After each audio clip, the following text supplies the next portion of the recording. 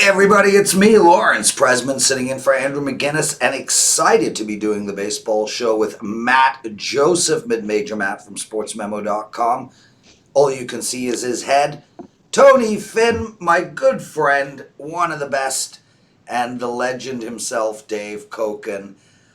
Looking good, Dave. Loving the matching outfit. You said no small talk because the game starts soon, so no small talk. I love the outfit. Yeah, Sunday morning's going to be a mess this year because the lineups are coming out late. Yeah. There's pitching changes taking place. We just had one in the Miami-Philadelphia game. And, the game started at 10 o'clock, so we want everybody to be able to watch the show and then go make their plays. And hopefully stop by at Wager Talk and pick up some selections. We'll cut the intros, and I'll just promote myself a little bit. 9-0 right now, the run in baseball. 3-0 Major League, 6-0 KBO. The Major League stuff, by the way, 10-5 winner with the Twins on Friday. I've played two first five unders, and both have finished the 5 innings, 0-0. So I think I'm kind of on top of things right now. I have 2 plays today, a best bet and a free play. So if you go to wagertalk.com right now on my homepage, that free play, which is a total, is available for nothing. And I know, Matt, you knocked them dead yesterday as well. Yeah, 3-0 yesterday, and I had a free pick winner as well. I did have to take down the one play I had in the Marlins-Phillies game, but I do have another one up there on Sports Memo and a free play as well. Dave, just continue, brother. I'll just sit here and look good. No. Let's I not figured bring Finn up. it was a smooth And segue. you know what? I was done promoting myself. It really was a smooth segue. Just to let everybody know, I won my 5% play in the UFC last night. Whoa!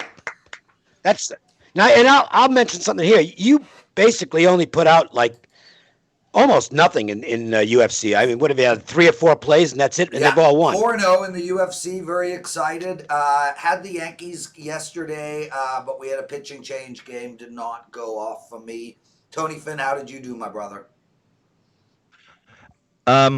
Next question. No, I had one play. I was on the Oakland A's, and they failed they really didn't fail to show up. But we could talk about that game, and it was about an even game, and I lost. The Angels scored all 4 of their runs with 2 outs in 1 inning, and that was the end of that. Guys, everybody, thank you so much for joining us. It's Sunday. I hope you have a wonderful day. I hope the baseball lands wherever you need it to.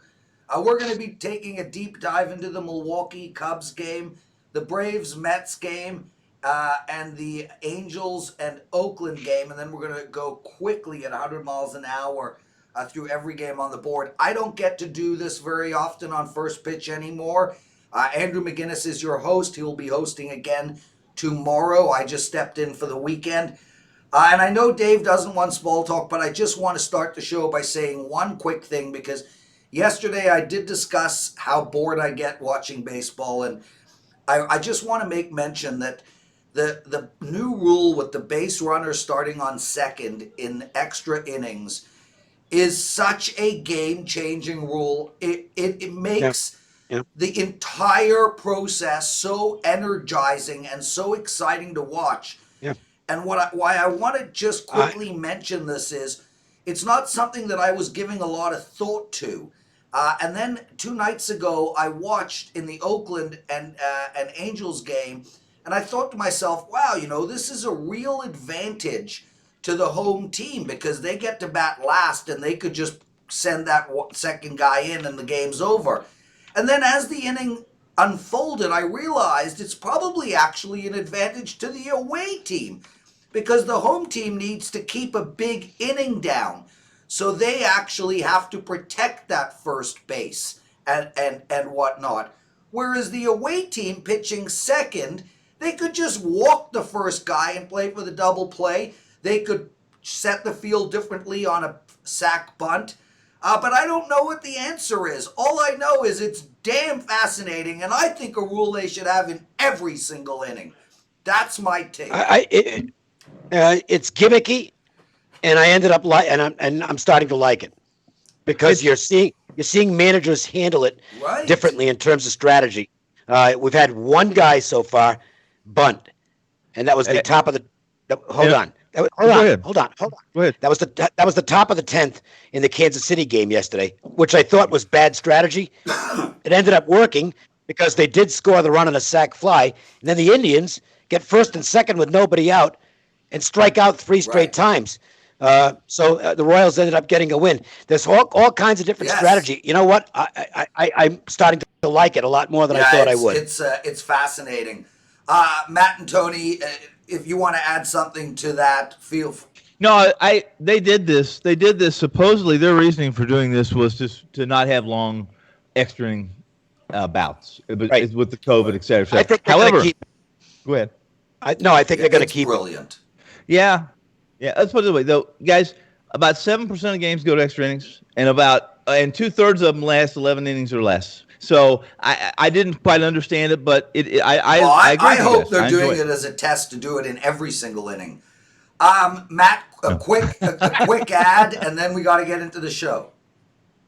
The people who had the under in the Braves-Mets game yesterday were probably sweating a lot more than they thought because that game, a lot of runs were scored in that 10th inning. So I think that's something you have to consider handicapping is if you've got a close 100%. game, you don't want some unders that are going to get burnt in the extra innings. Great point, Matt. Look at this chat room. Over 200 guys live with us. We're excited to have you. B-Beer, Johnny H. Pack, Mike, some mid-major Matt dude, Chevelle, Alan, Eddie, Greg, Cherabo, Jonah, P. Perez, and on. Catch, Caleb, Ephraim, Matt Matrix. Thank you guys all so much for taking the time to join us on a Sunday talking baseball. It really means a lot.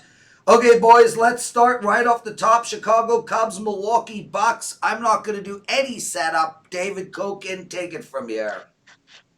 Well, the wind's blowing out, so the total is very high.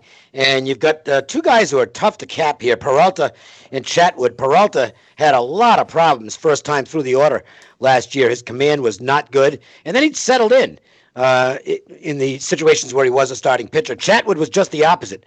Was really good first time through the order and then a train wreck after that. So these are 2 inconsistent pitchers. The one key here, and I think you'll see people betting the over, is that you've got 2 guys who can have control problems, and the one thing you don't want to do when the wind's blowing out at Wrigley is put people on base for nothing. You can't beat yourself. I think the total is adjusted to the point where I can't play it, but it wouldn't surprise me if this turns into one of those 8-6 games. Going to see a lot of bullpen in this game, boys. Did I call them the Bucks? I think Repo Man said I did. Yeah, Prez just woke up, people. Close enough. Tony Finn, where are you going in this one?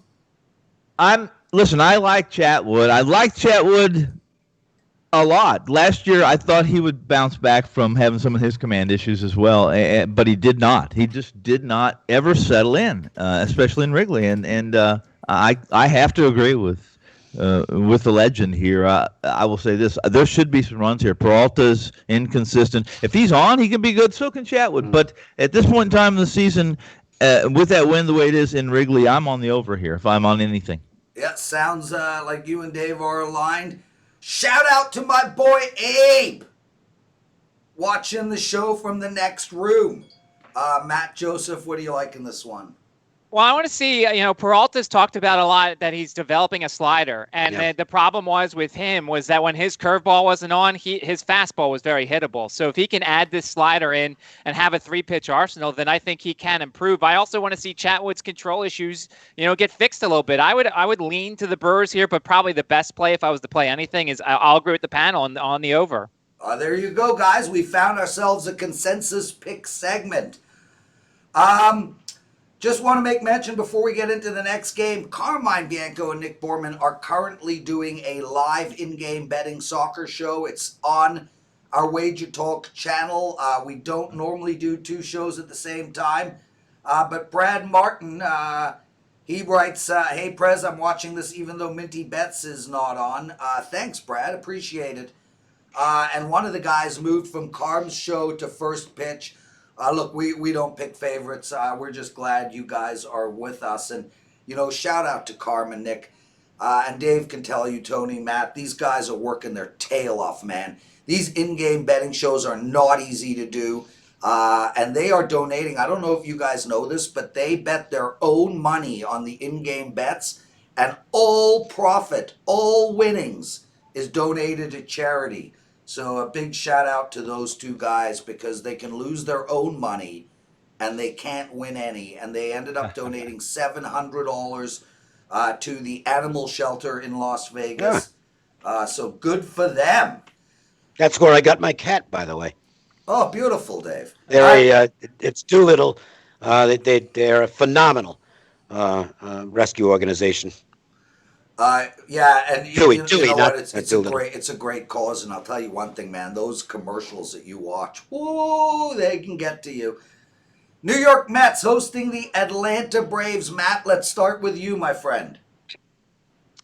I've never been a big Porcello guy. Found a very interesting stat that he's allowed at least 4 runs in a start in a major league high 128 times, which is almost 38% of his starts since 2009. He's just a guy I don't want to back right now. And Newcomb, I kind of want to see a little bit from. He was, up and down last year. I don't really want to touch this game very much because I want to see what the pitchers can do early on. Okay, then. Dave? Porcello's unusual in that he's one of the few innings eaters, because that's what he's really been for most of his career, an innings eater who won a Cy Young.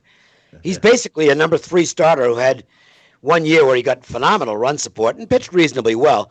That's the problem for them, though, is he needs a lot of run support to be effective, and last year he was just plain bad. So I don't know if it's an outlier or whether he's now on the downside of his career. He's thrown a lot of innings over the years. Newcomb is very erratic, tough to... I think he's a relief pitcher personally. I think he's better off in that role, but the Braves want to try and start him, and we'll see what happens. I give him a slight edge on the numbers.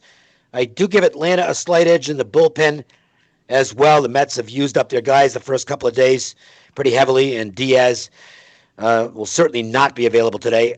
But that might not be a bad thing for the Mets because he's already got the one blown save to go with the one converted save. Lean here to the Braves. Wasn't really a consideration to make my card, though. Mr. Finn, sir, what do you like on this game? First off, the numbers that Matt just read, during those numbers, Porcello won a Cy Young. There's been 2 Cy Young winners in the last 10 years that I thought were huge. I thought they were just bad votes, and that was the Rubber Arm Dickey and Porcello. Well, you can have Matt Henking if you want to go back 20 years, because that made no sense either. Porcello is a guy who pitches to contact. I mean, he pitches just like you guys said. He pitches to contact, and a lot of luck involved. So if you're not lucky, you can't possibly be good, and if you're not good, you can't win the Cy. I'm going to go with Newcomb here. If I'm going to play this game, I didn't play it. I looked at it really closely. Both these guys are not trustworthy on the mound. Newcomb's at least versatile. He can start. He can relieve, and they've brought him back into the rotation, at least temporarily. But Atlanta. The Mets are going to struggle to score runs. They're going to struggle to score runs. And Citi Field is what it is. But I'm gonna trust Newcomb today, but more than I'm going to trust Porcello, which isn't saying much. He's Tony Finn, WagerTalk.com. Dave Cokin with us, same place in mid-major Matt Sports Memo. Terrence McKay won a jersey on. I forgot to mention, Carm went and bought soccer jerseys and gives them away to people on the live show. I don't know how we can compete with that. Terrell 1-1, congratulations, brother. CBC says, Wager Talk's getting bigger, 2 shows at once. CBC, you ain't seen nothing yet, bro. We don't even have basketball and hockey and NFL and college football in full swing. And curling. Oh, well, everybody loves curling. The big curling show. Oh, yeah, we've got a huge... Yes, and don't forget our curling show. That could be, show, if we actually did a curling show and got a lot of viewers for it, and it would be mandatory, you must drink beer while viewing or participating in the show. We could do really well with that. I don't know anything about curling. I'm going to need a set if I'm watching curling. As a Canadian, I'll tell you that, because we are the curlers, yes, smoke a joint instead of drink beer. That's becoming a hell of a lot more effective. Mike Littlecat, nice to see you. Oceanic, Andrew G, Matt Boone, Johnny H. Pack. We love having you guys. Promo today, everybody, same as yesterday, and it went really, really well yesterday. We had a huge uptake, so We kept it going one more day. The entire baseball season, any of the guys on this panel, Hunter as well, $399. Use the promo code at SportsMemo or WagerTalk.com, 399MLB. Tony, you have been involved in this Oakland series since it started. I'm going to you first. The rubber match. Who's going to win this one? This is a game. Listen, I really like Oakland this year. I like what they have. I like them defensively. I think they can. They're a good hitting team situationally, and they have some pitchers that are very capable. I have never been a big Fires fan. I just haven't been. This is a guy that he's one of these guys that can go out and give up 10 runs one day and throw a no-hitter on his next start. In this situation, Ohtani's been. It looks good. He's looked good. This is going to be really he still doesn't have a lot of innings behind him, but there's no inning count on this guy. And if I'm going to play this game today, I'm on a getaway day game with the umpire that's going to be behind the plate calling balls and strikes. I would be on the under, but I did stay away and I did avoid this game. So that's we'll let the two panels tell us who's going to win. I need to. I've just been pointed out by my boy LaMaguina.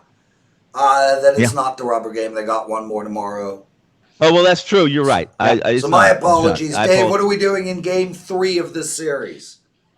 It's the most interesting game on the board for me because I want to see what Ohtani does. Yeah. I will tell you that it's priced.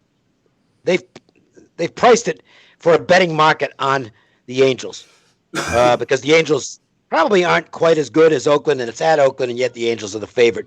And Fires, while he's not a guy who blows you away, he does get the job done more often than not, and his teams have had good records when he pitches. Ohtani kind of wearing the goat horns on Friday. He had a base-running blunder, which hurt, and he also struck out in a key situation, so I'm sure he's going to be pretty motivated in this spot. The Angels' bullpen is going to be a real source of concern all year long. They managed to escape yesterday, but not without a couple of major jams, and they managed to get out of it. I really don't know what to do with this game. I'm not even going to issue a lean because I just don't know.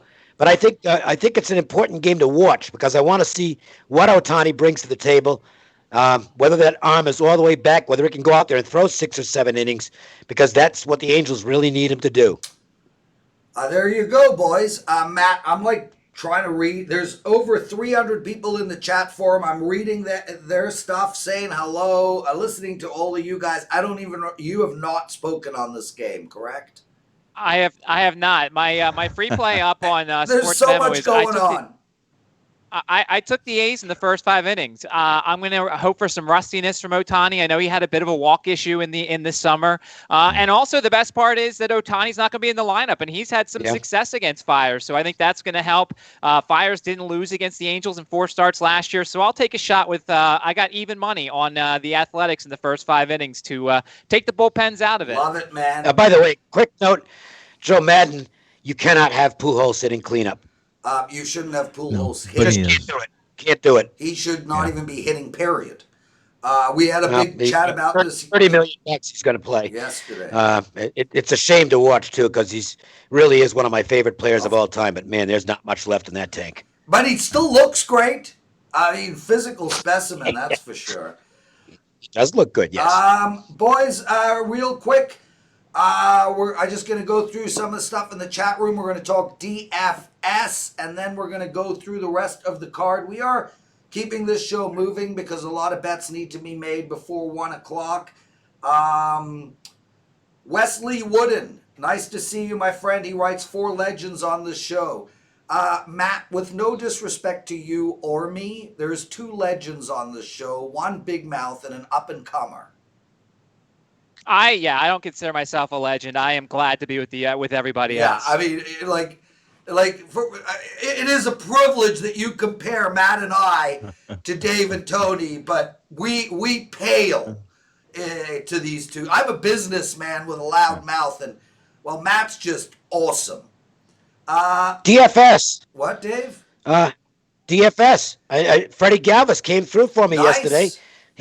He was my tip. Unfortunately, Yarbrough pitched really well, but he was not involved in the decision for Tampa in a game they eventually won. Here's my 2 today. You're going to have to pay for this guy, but Breeze blowing out at Fenway and against a homer-prone lefty. J.D. Martinez is going to cost you money, but I think he's worth a play. I went middle of the pack on a pitcher and just took Dakota Hudson. I don't feel real great about it, but he's facing the Pirates, so you got a chance there. Matt, any DFS stuff for us today?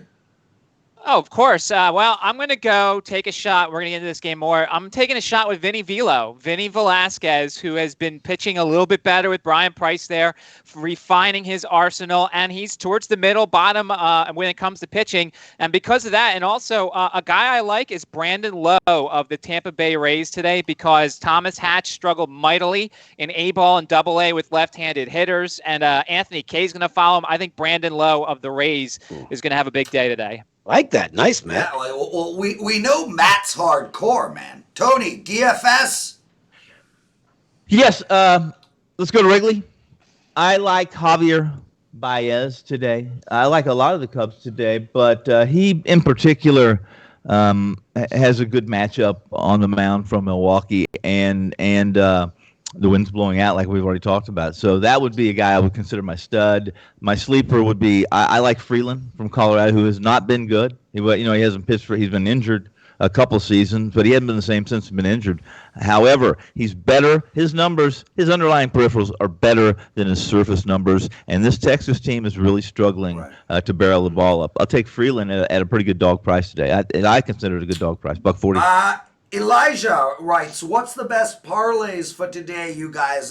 Elijah, the best parlays are always the ones you don't make. Dave.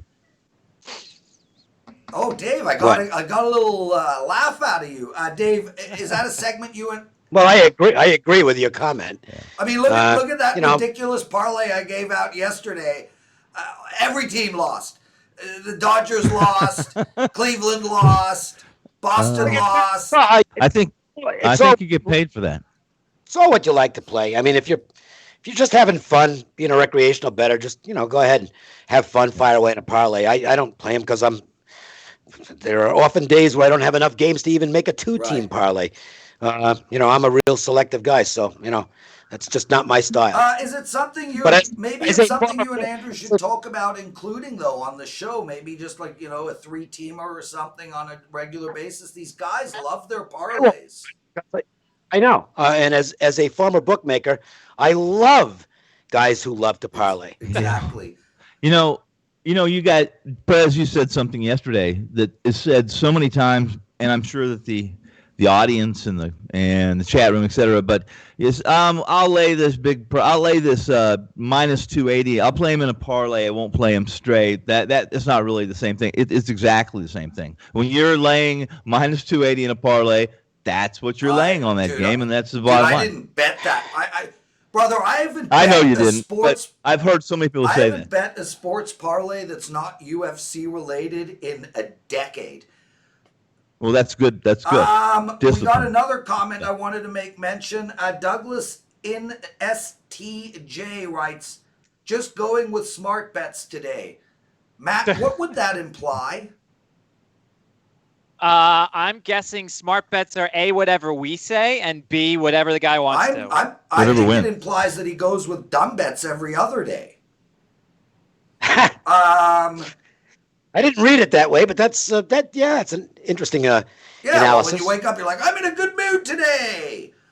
Anyway, good luck. Hey, director, nice to see you. Patrick P. Repo, One Time Sports. We love having you. Roger, what's up, brother? Let's keep this moving, boys. Make sure to get the promotion. $3.99 MLB the entire season in all playoffs for $399. Dave, Washington, Yankees. Basically a pick'em game. 10 is the total. What's going on here, my friend? Well, Saiga's in for the Yankees. Corbin will go for the Nationals. I'm not going to bet against the Yankees to lose 2 in a row. It's about as simple as that, but I'm not on them here either. Matt? Yeah, it's probably would have been one of those days where they put the B lineup in if they win yesterday, but they're trying today, and you're not going to get the Yankees for this price quite often. If I played anything, I'd probably consider New York. And Tony. I looked at this game for about 5 seconds, and I passed on as well. If I'm going to play again, I think this is I think it's a fair price, and if you want to take the best team, you're going to play the Yankees. Dave, you're directly involved in running the show with Andrew. Mike Littlecat says consensus best bet from you guys every day would be great. We do that on stoppage time. It's just a thought. So just leave you with that. The tough part for me is that if I participate in a consensus best bet, you're getting the best bet that I've got, because I don't play much, Right. and then nobody's going to buy anything. I mean, just take. What I'd suggest is listen to the show and focus on the opinions that sound the strongest. Yeah, and listen, we did give one out today. I mean, all three of you guys agreed with the Atlanta Mets under. There you go. So it happens more organically, which is better. I think you got that wrong. I think it's the Cubs over. Cubs over. I didn't say I listened. Okay. Philadelphia, Miami. Phillies minus 145, total in 9.5. Where are we at with this, Tony? Duggar, just a note of pitching change here. Duggar in for Urena. Okay, there you go. Tony, fill us in. There we go again, a second pitching change of the day, and they seem to be common occurrence right now during the COVID summer of COVID. I have one play today, guys, and I'm just about ready to put it up as we multitask because I didn't think it was a strong card, at least not in my world it wasn't, and I can't find anything of value to say or to play in this game. I apologize. Duggar had control issues in his major league audition. He had a cup of coffee last year. I think he had 7 starts, if I remember. And while he had good control in the minors, he did not have good control in his major league starts. And, look, it's just pretty obvious stuff, but if you walk a lot of guys in the major leagues, it's generally not going to end well for you. Velasquez a pretty big favorite here. I am not a Velasquez fan, but I think the price is justified in this game. But I wouldn't play it at that price. Let me. I said that incorrectly. Philly should be the favorite, but I don't think this price is justified even against Duggar. Okay, Matt. I had the first 5 under in this game before the pitching change with Urena in there. I'll take a shot on Vinny Vila. Now, as Dave said, I'm not paying that price because he's very capable of having a terrible outing. He had a 7.06 ERA last year in 5 starts against Miami. So I had the first 5 under. Probably won't do it now with the pitching change, but I'll be enjoying it. I hope Vinny has a very good game today.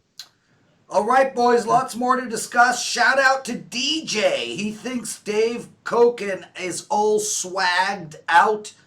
Greg Ross loves the show. Out. This shirt. You're in your regular outfit, dude. This shirt is probably older than most of the people watching the show. This is an old shirt from Esports Daily, I think it was. It's got to be 25 years old. So I wouldn't call this swagged out. Dave? It's retro. Take the compliment, baby. Greg Ross says Cokin is cooking. Matt, Tony, and me, we didn't get any comments, but hey, we're literally in the shadow of greatness. Okay, boys, Cleveland, Kansas City. Cleveland lost yesterday, bounced back. Carlos Carrasco on the mound, a huge favorite again. I'll go to you first, Matt. Bolanos, the starter for the Royals, he had 5 appearances with the Padres last year, 5.95 ERA, a terrible whip, walked too many guys. Carrasco last year had a horrendous outing against the Royals. If he fixes that changeup, he's going to be really good. I'm not touching this game, especially with the pitching change. Tony? The pitching change doesn't change how I feel about this game. I feel the same way I felt yesterday, although the master, the Clevenger, did not win. They didn't take advantage of the wide strike zone. Today, the umpire in this game is pretty neutral. I like the under in this game. I didn't play it, guys, but if I'm on this game, I'm playing this game. I'm taking Carrasco and the pitching change for the Royals to get through the lineup the first 2 times without too much damage, and then, of course, say our prayers when the bullpen enters. And Mr. Cokin. Indians aren't swinging the bats well. They had five at bats with runners in scoring position in the 9th and 10th innings last night. 0 for 5, 5 strikeouts. Wow. Yep. And that wasn't exactly against, they weren't facing Mariano Rivera. Okay. So they're not swinging the bats well. I am actually rooting for Carlos Carrasco. I threw out all this stuff from last year. He's coming back from illness, and I don't think he was at full strength. This guy's a very capable pitcher. I think you might see a return to the prior Carlos Carrasco form here. And again, I'm kind of rooting for him, even though I'm not an Indians fan. Beat cancer. Yeah. That's a great thing. Absolutely. Alex Long, thanks for your comment. I know you're kidding, but thanks so much, brother.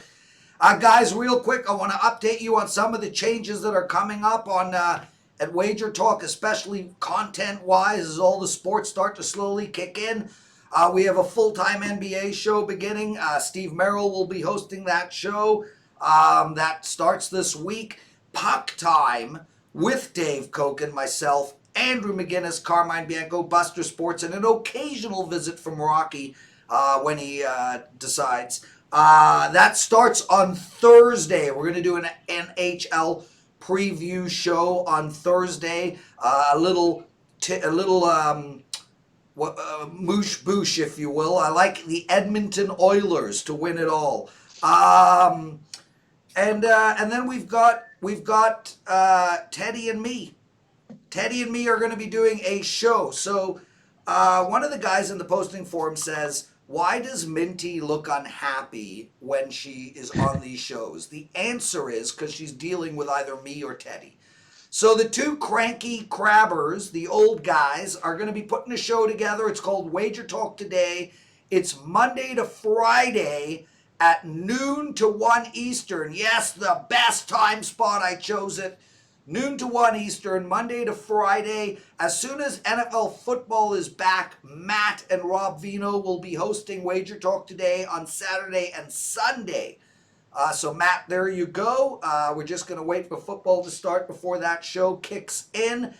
That show, Teddy and my show, Wager Talk Today, begins on August 10th. Make sure to check that out. Okay, boys, Cincinnati, Detroit. Trevor Bauer, here we go. Man, Joey Votto. Whew, good start to the season. Wow. Total is 9. Cincinnati, a huge favorite, but the line has come down. Dave, I'll go to you first. Trevor Bauer taking time off from his social media duties to actually pitch a baseball game. Bauer's really tough. He's got great stuff, but I still believe that he's his own worst enemy on the mound. I think he gets over analytical as far as his own stuff is concerned. If you can throw the ball 97 miles an hour, just throw the goddamn thing, okay? Yeah. And then mix in your other pitches and you'll be fine.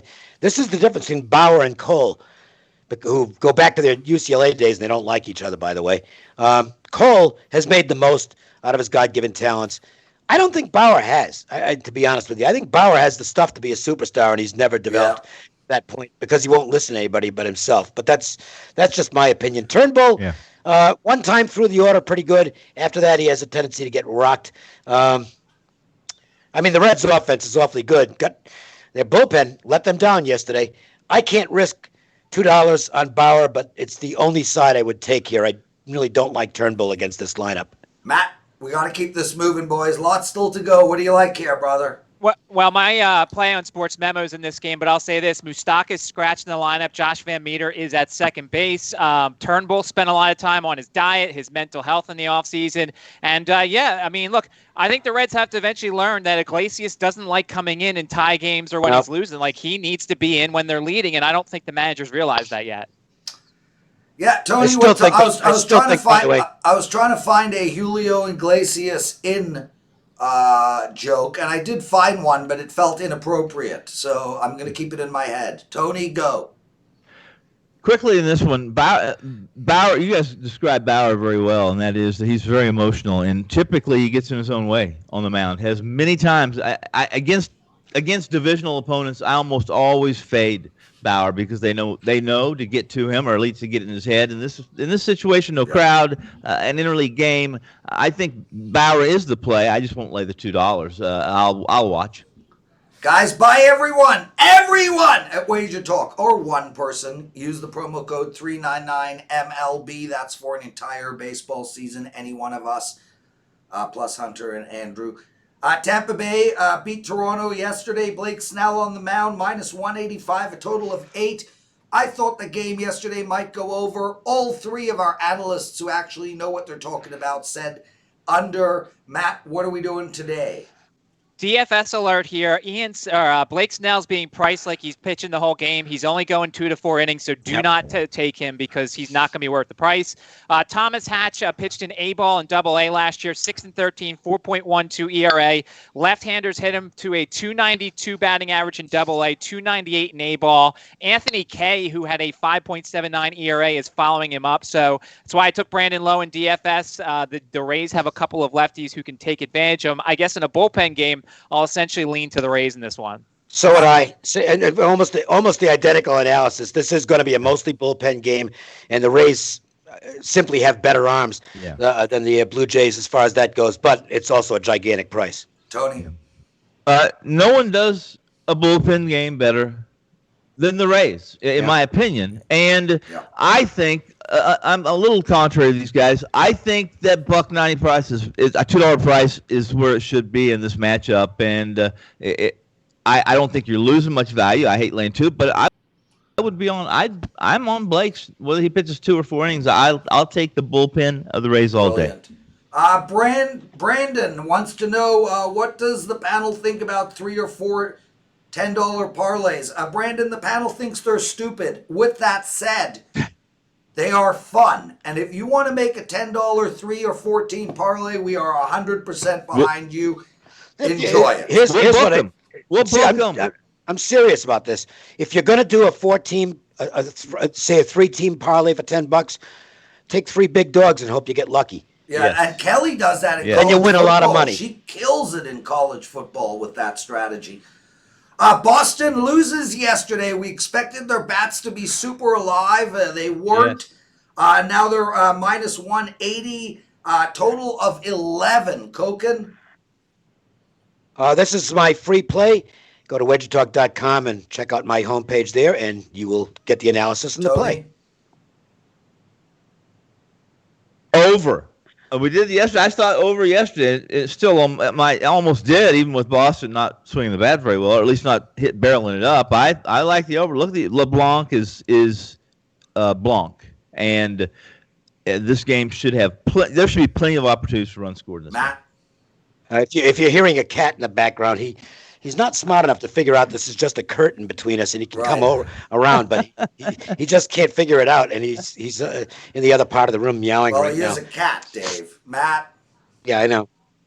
Didn't understand why Xander Bogaerts got the day off already yesterday, so I thought that was interesting for the Red Sox. But yeah, I mean, if I was to play anything here, it'd probably be the over. Neither of these guys are very good and probably won't last very long in this game. Last parlay statement. Abel writes, if you do parlays, might as well do a round robin. No, that just makes for more parlays.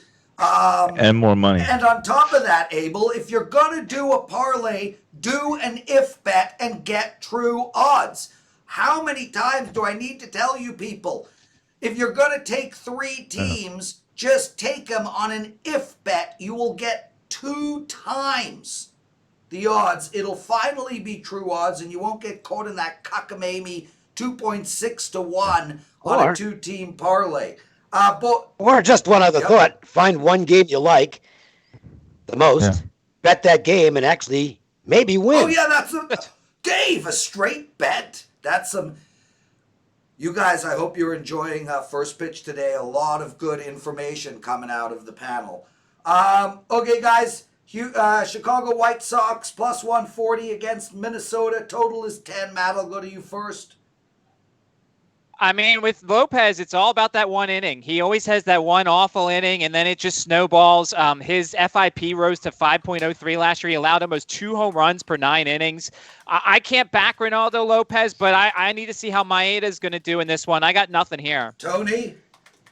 Lopez. Listen, I've never believed the Maeda was worth the money and the price that the books place on him. Not much is because of the Dodgers being a public team, but this guy is very hittable.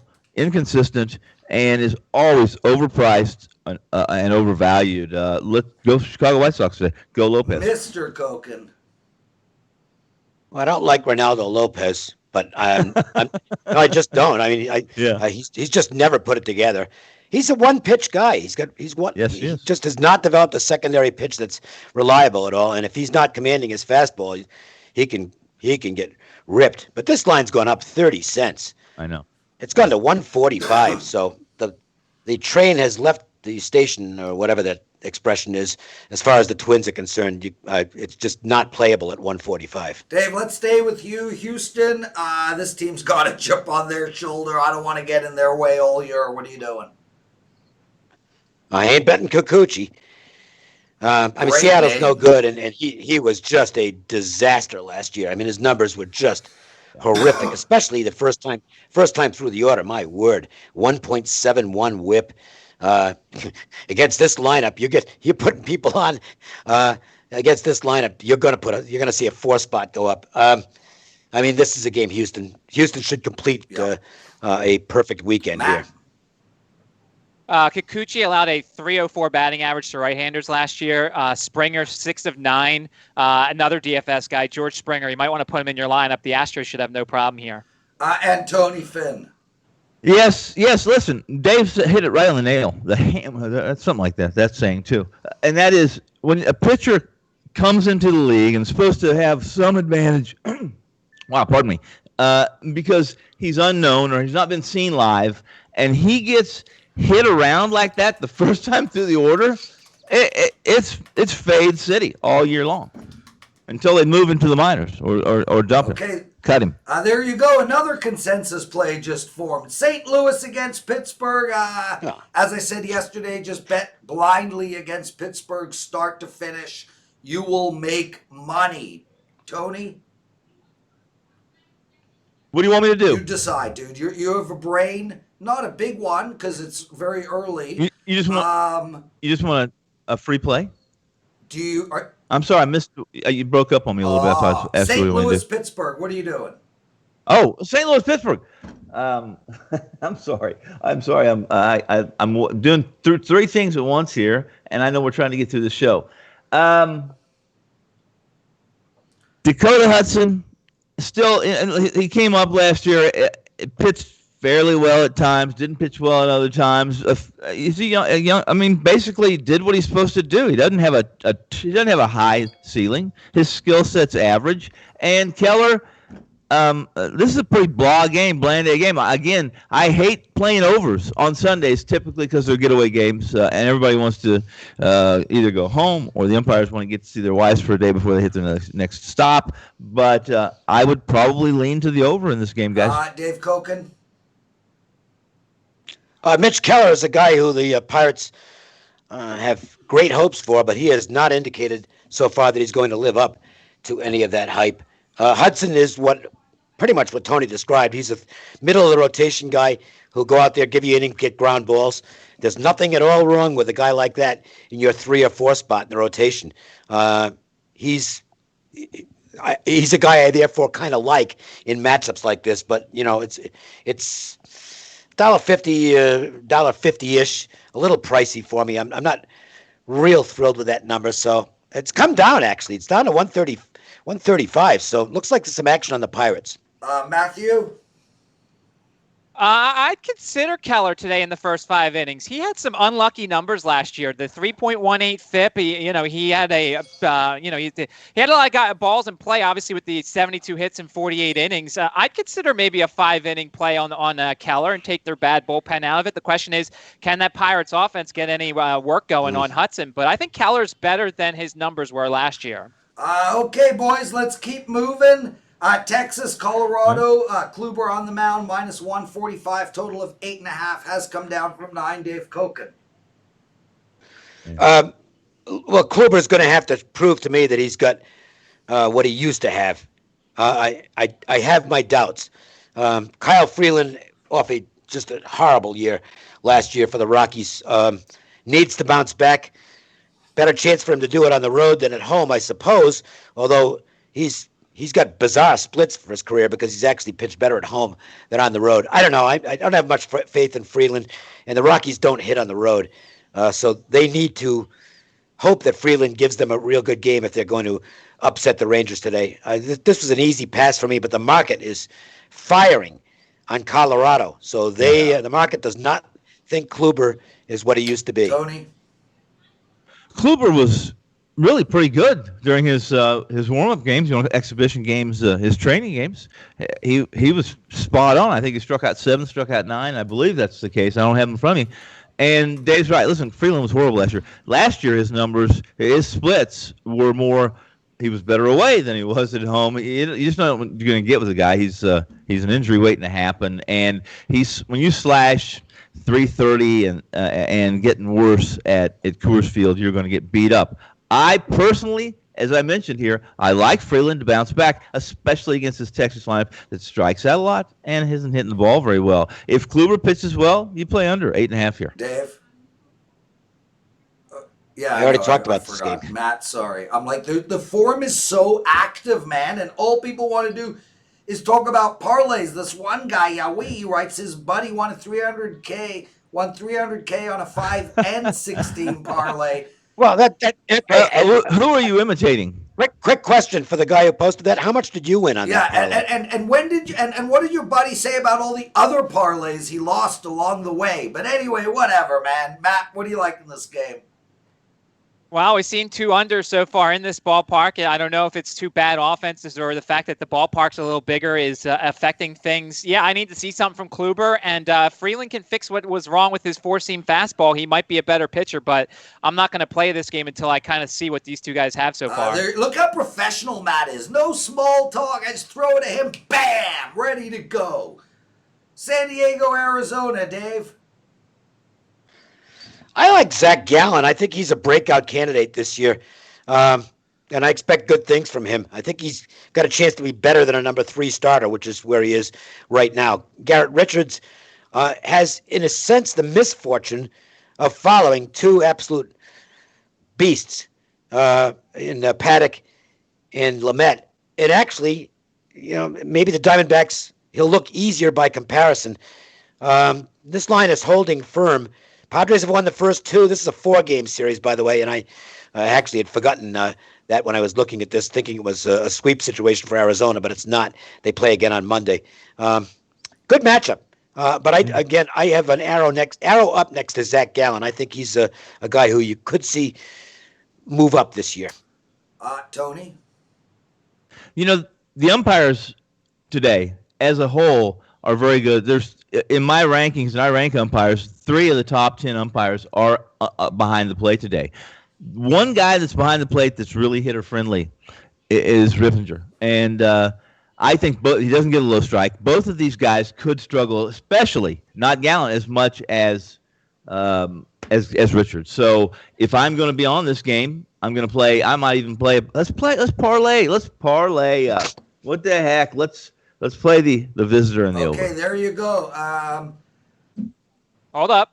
I didn't get to talk. Oh. Okay, so let me set you up. Matt, go. I actually disagree. I think I like a little bit on the under. I wasn't very impressed. I watched the whole game yesterday. Wasn't very impressed with either offense. There were some opportunities that went unfulfilled. And the home plate umpire yesterday, I want to thank him for my first 5 under because his strike zone was a mile wide. Huge. Oh, my God. It was beautiful for the first 5 under. But I want to see what Richards does. I wasn't that impressed with the offense. I think the Padres' better arms and their bullpen will be available tonight.